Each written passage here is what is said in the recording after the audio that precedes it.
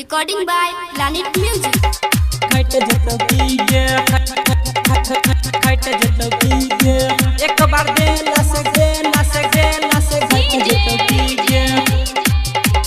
खट जतो कीजे एक बार दे लस खट जतो कीजे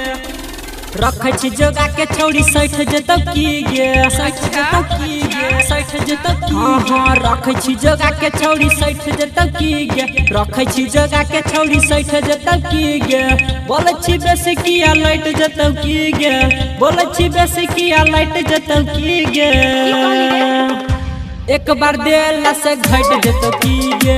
एक बार देला से घट जतो कीजे एक बार देला से घट जतो कीजे बोलै छी बेसी किया लाइट जतो कीजे बोलै छी बेसी किया लाइट जतो कीजे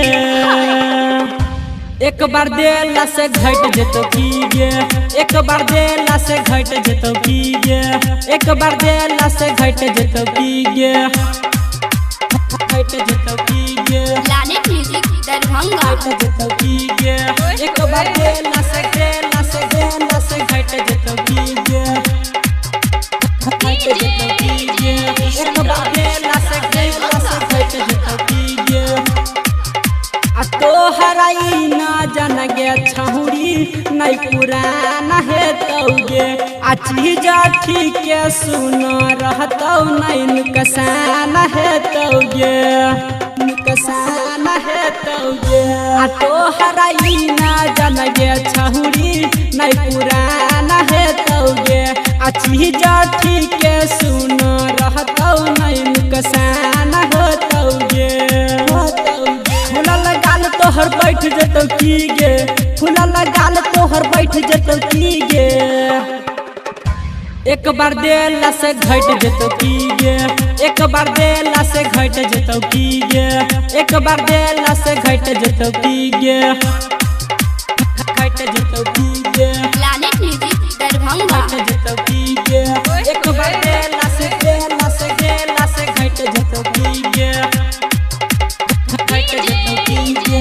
एक बार देला से घट जतो कीजे आ कहौ राइटर सुनील हम पटा लेबौगे आ रहमान जी यादव संगे हम सटा देबौगे त कहौ राइटर सुनील हम पटा लेबौगे आ रहमान जी यादव संगे हम सटा देबौगे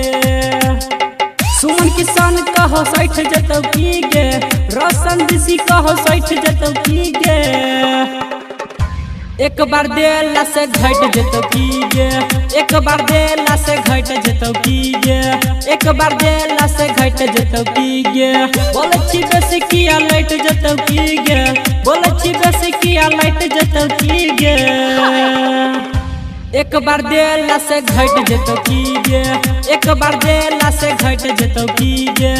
एक बार देला से घट जतो कीजे Planet Music Darbhanga.